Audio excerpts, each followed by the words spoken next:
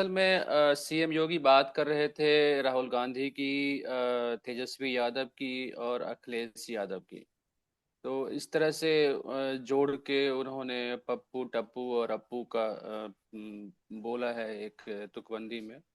लेकिन ये आप हर बार देखेंगे कि जब भी चुनाव होता है और चुनाव जब करीब आता है, महागठबंधन की तरफ से भी और राजग की तरफ से भी अपने बड़े स्टार प्रचारकों को झोंका गया था। कल बिहार अगर आप देखेंगे तो प्रधानमंत्री भी थे, अमित शाह भी थे वहां पे, नीतीश कुमार भी थे और योगी आदित्यनाथ भी थे। तीनों और तीनों की जो भाषा है अगर आप देखेंगे, प्रधानमंत्री की खुद ही भाषा देखेंगे या और अमित शाह की भाषा देखेंगे तो एक आक्रामकता है उसमें, और सीधे तेजस्वी को या राजद को टारगेट करके सभी भाषण है।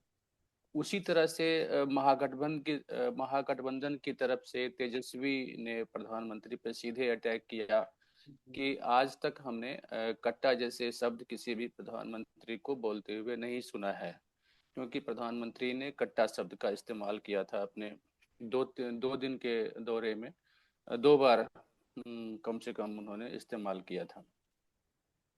तो और राजा की तरफ से कल खड़गे भी थे वहां पे, कल प्रियंका गांधी भी थी वहां पे। प्रियंका ने भी प्रधानमंत्री को निशाने पे लिया। तो इस चुनाव को देखेंगे, प्रचार का जो सेंटर पॉइंट देखेंगे तो महागठबंधन में तेजस्वी है और राजग में मोदी है या फिर नीतीश है। और नीतीश को ढाल बना करके सीधे मोदी किया जाता है। तो इस चुनाव की जो प्रचार की अटैकिंग धुरी है उसमें मोदी और तेजस्वी है। और भाषा जो है चुनाव की, ये एकदम अब जो है सो एक तरह से समझिए कि जो गिरावट की जो चरम होती है वह उधर की तरफ बढ़ रही है। और ये आज आते आते आप देखिएगा कि खास करके जो बिहार की एक महत्वपूर्ण घटना घटी है, जिसमें कि मोकामा में प्रशांत किशोर की जो पार्टी है जन स्वराज की समर्थक, कथित समर्थक जो है दुलारचंद यादव की जो हत्या होने के बाद से पूरी राजनीति बदली हुई है। और कल एक बड़ा इंटरेस्टिंग चीज देखने को मिला, और वो एक बहुत ही राजनीति की जो एक खराब हो सकता है इस तरह का चीज देखने को मिला कि कल ललन सिंह जो जदयू के नेता हैं, केंद्र में मंत्री हैं अभी मौजूदा समय में, वो गए मोकामा। और मोकामा में जाकर के उन्होंने कहा कि यहाँ के हर आम व्यक्ति को अनंत सिंह होना चाहिए। और अनंत सिंह चूंकि गिरफ्तारी की हुई है, वो गिरफ्तार हैं, तो अब से इस चुनाव की जो कमान है वो मैं संभालूंगा। तो एक तो अनंत सिंह की छवि जिस तरह की है, जिस तरह से लालचंद यादव की हत्या में साजिश रचने का उन पे आरोप लग रहा है, जिस तरह के वीडियो सामने आए हैं, वो सब चीजों को देखते हुए और प्रदेश में जिस तरह से राजनीति की उबाल है, उसको देखते हुए जो ललन सिंह की भाषा है या ललन सिंह के कहने का जो तात्पर्य है कि हर इंसान, हर व्यक्ति को अनंत सिंह होना चाहिए। तो वो समझ में नहीं आता है कि जो ये राजनीति को किस तरफ ले जाना चाहते हैं, क्या संदेश देना चाहते हैं। जो बिहार के जो लोग हैं, जो जो लास्ट वीडियो अगर आप देखेंगे तो उन्होंने कहा हुआ है कि तेजस्वी को सीएम बनाएंगे। तो इंटरनली तो वो दिमाग में थे कि जो हाँ राजद के समर्थक में थे तब भी तेजस्वी का नाम ले रहे थे कि उनको सीएम बनाएंगे।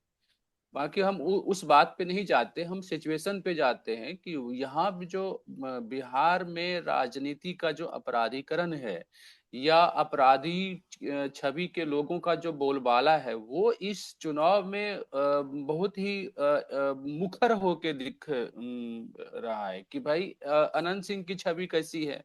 और अनंत सिंह की ऐसी छवि होने के बाद भी कोई का मंत्री जाता है और ठोक के बोलता है कि भैया हर आदमी को ऐसा ही होना चाहिए। तो ये तो जनता को, जो वोटर है, उसको डिसाइड करना है कि हम किस तरह के जनप्रतिनिधि चाहते हैं कि दुलारचंद यादव, जिसका अतीत आपराधिक रहा है, वो आदमी जन स्वराज पार्टी के जो वहां पे उम्मीदवार हैं, आ, उस उम्मीदवार के समर्थन में प्रचार करने के लिए निकले थे, उस उम्मीदवार के समर्थन में प्रचार कर रहे थे। अब एक इंटरेस्टिंग बात बताता हूं कि एडीआर की जो रिपोर्ट है, एडीआर के रिपोर्ट में अभी जो हलफनामा 1333 उम्मीदवार इस बार बिहार विधानसभा चुनाव में मैदान में है, उसमें दल के भी है और निर्दलीय भी है। 1333 में से 1303 उम्मीदवार की जो अब खुद हलफनामा दे रखे हैं वो अपने चुनाव आयोग के पास नामांकन के समय में, उस हलफनामा के आधार पर 1303 उम्मीदवार ऐसे हैं जो जो जिस पर कोई न कोई आपराधिक मामला दर्ज है। तो ये और जन स्वराज पार्टी जो कि एक बदलाव का संदेश लेकर के प्रदेश में गई हुई है, वो पार्टी के कैंडिडेट में भी 33-34% कैंडिडेट ऐसे हैं जो कि, ये फर्स्ट फेज की बात बोल रहा हूँ, कि फर्स्ट फेज में उनके जितने उम्मीदवार हैं उसमें से 33-34% जो है वो आपराधिक छवि के उम्मीदवार हैं, जिन पर कोई न कोई मुकदमा दर्ज है। ये तो इनकी स्थिति है।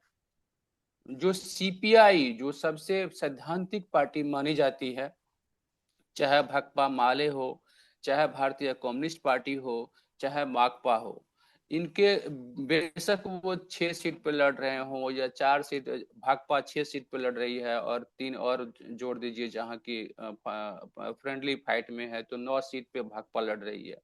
अब उसके 6 में से लगभग 4 उम्मीदवार ऐसे हैं जो कि आपराधिक छवि के हैं। माकपा के 3 उम्मीदवार है, 3 के तीनों आपराधिक छवि के हैं। भाकपा के 20 लड़ रहे हैं, उसमें से 14 उम्मीदवार ऐसे हैं जो कि आपराधिक छवि के हैं।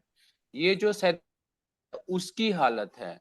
बाकी राजद से, बीजेपी से लगभग 56-57% कैंडिडेट है जो कि आपराधिक छवि के हैं। राजद से 65% कैंडिडेट है जो कि आपराधिक छवि है। एलजेपी जो कि अपने आप को एक वैचारिक तौर पे पेश करना चाहती है पार्टी के तौर पे, उसके भी 40% से ऊपर उम्मीदवार है जो कि आपराधिक छवि के हैं।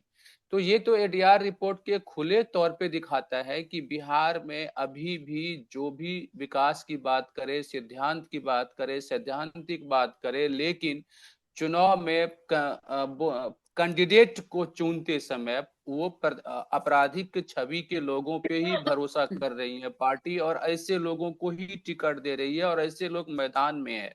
ये बहुत ही मतलब चिंता की बात है, इनको टिकट नहीं देंगे। अब सवाल यही है ना कि आप मान लीजिए कि चेहरा दिखाते हैं, बीजेपी कहती है चेहरा दिखाते हैं मोदी साहब की कि भैया मोदी के नाम पे वोट दे दो, कैंडिडेट कोई है उसको मत देखो, नीतीश के नाम पे वोट दे दो, राजद में तेजस्वी के नाम पे वोट दे दो, राहुल गांधी के नाम पे वोट दे दो। तो ये जो दिखाने वाला चेहरा है वो तो वो है, जो रियल कैंडिडेट है, जिस कैंडिडेट पर उस क्षेत्र का विकास या उस क्षेत्र की योजनाएं आपको निर्भर करेगी, और जिसके जिसके जिसके जीतने या से वहां के सब जनता की जो आकांक्षाएं हैं वो जुड़ी हुई है, वो व्यक्ति अगर आपराधिक छवि की है, या उस व्यक्ति की जो कोई विजन नहीं है पॉलिटिकली, सिर्फ इतना विजन है कि मैं विधायक बन जाऊं और विधायक बन करके मेरा जो मन होगा मैं सत्ता का दुरुपयोग करूं, अगर ये उनके मन में है, तो ये तो बिहार के बदलाव की जो बात पार्टियां कर रही हैं